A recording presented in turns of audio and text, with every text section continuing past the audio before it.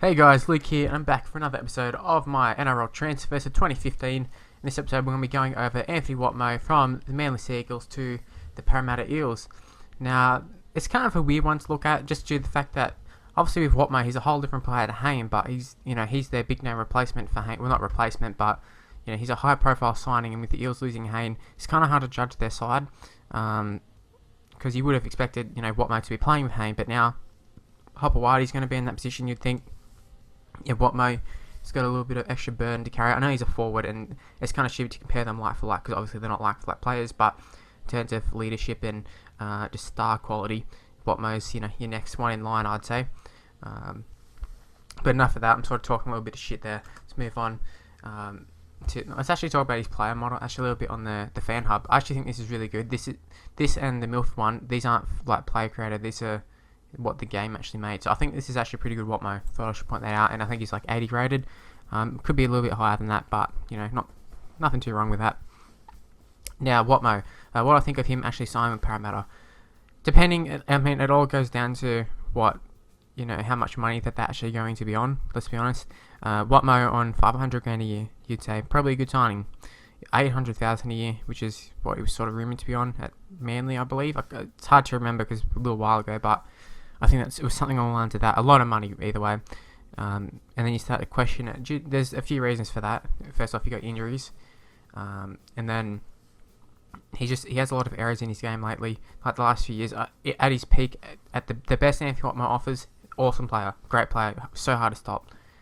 But then you get into these like little shitty moods. I don't know if it's a mood, but just bits of shit form for Watmough, which happens, at least once a year, where he just drops a ball and gives away penalties. My dad is a Manly supporter, so I have great experience in seeing the frustrations from Manly supporters with him in terms of doing stupid errors. And this week in league, guys, I've heard Nate say it a lot about Watmough just doing lots of dumb things, like giving away penalties and dropping the ball. Like I remember there was a game, I think it was against Wood. I can't remember who it was actually, but first hit up of the game, he takes it and he offloads it and he gets jumped on.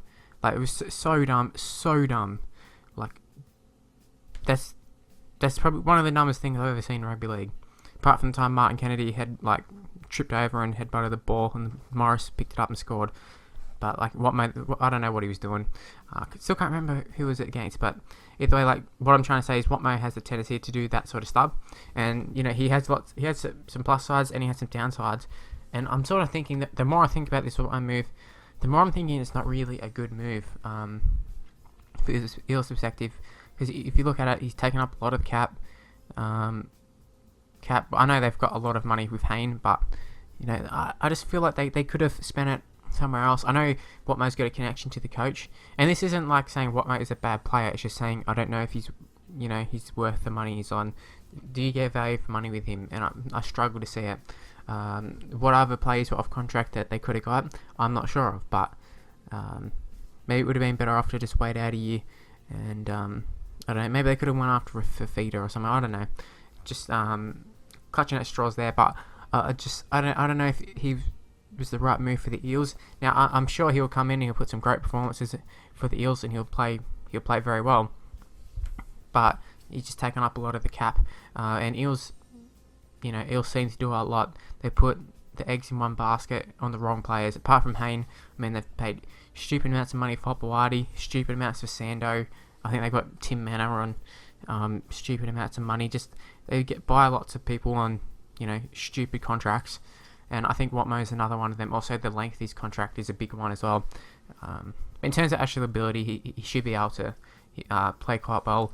And I think Parramatta have a decent forward pack. They got like a few good line runners. If we look at their forward pack quickly here, Marty Mount runs good lines. They've got some decent props, whatever.